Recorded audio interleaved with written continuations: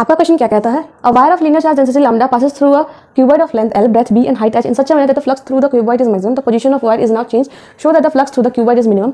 Length ज़्यादा है then breadth है then height. Then the ratio of maximum flux to minimum flux will be. ये रहे आपके ऑप्शंस. हमें क्वेश्चन में बोला है कि हमारे पास एक क्यूबॉइड दे के रखा है, ठीक है.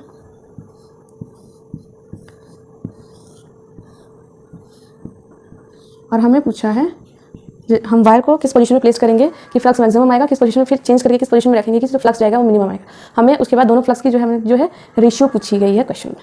आप लोग को फ्लक्स निकालने का फॉर्मूला पता है according to Gauss law. Perfect. For closed surface के लिए होता है, आपको कोई भी पता है. दैट इज जो नेट चार्ज इनसाइड में होती है डिवाइडेड बाय एप्सिलॉन नॉट. अब आप लोग को लीनियर चार्ज डेंसिटी का फॉर्मूला भी पता है. Perfect. That is charge per unit length. ठीक है. इससे अगर हम चार्ज निकालें इसको तो फर्दर करके फॉर्म, तो charge is equals to lambda L. अब इस चीज़ को यहाँ पे पुट करेंगे तो lambda L divide by epsilon naught, ये हमारी फ्लक्स निकलेगी. यहाँ पे हम देख सकते हैं जो हमारी फ्लक्स जो है वो डायरेक्टली प्रोपोर्शनल है लेंथ के, क्योंकि जो हमारी लैम्डा जो है that is linear charge density constant है और ये जो एप्सिलॉन नॉट है भी कांस्टेंट है. Therefore flux is directly proportional to यहाँ पे हमें मिल रही है लेंथ के.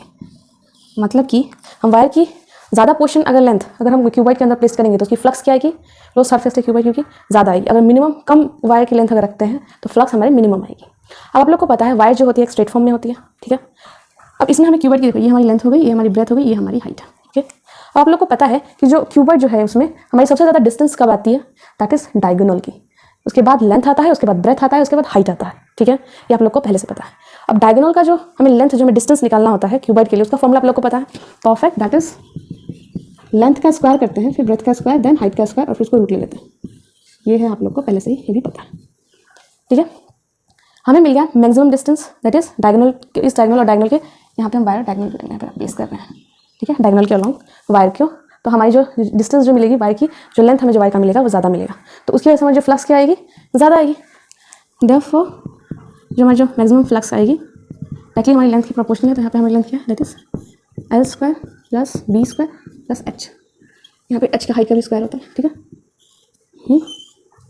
अब मिनिमम फ्लक्स हमें चाहिए, यानी कि इसमें जो मिनिमम लेंथ कौन सी होती है, डायगोनल तो सबसे बड़ी होती है डिस्टेंस. ठीक है. उसके बाद हम आता है लेंथ, उसके बाद ब्रेथ एंड हाइट. यहाँ पे भी क्वेश्चन में देख के रखा है लेंथ ज़्यादा, तो हमारा सबसे कम कौन सा है डिस्टेंस, दैट इज हाइट, यानी कि ये वाला. तो हमारी जो फ्लक्स जो आएगी मिनिमम कब आएगी, जब हमारी जो है हाइट के प्रोपोर्शनल होगी, यानी कि हमारी जो लेंथ जो होगी वो कितनी होगी, इसकी एच होगी, तब हमारी जो है फ्लक्स क्या आएगी, मिनिमम आएगी इस क्यूबॉइड के थ्रू. ठीक है. चलिए अब हमें चाहिए रेशियो. देयरफॉर मैक्सिमम फ्लक्स और मिनिमम फ्लक्स का हमें रेशियो चाहिए, तो हम करेंगे इसका डायरेक्टली प्रोपोर्शनल रेशियो निकालेंगे, that is root L square plus B square plus H square. ठीक है. Divided by H. ये निकल गई हमारी रेशियो. तो हम ऑप्शंस देखेंगे तो हमारे आंसर हो जाएगा ए.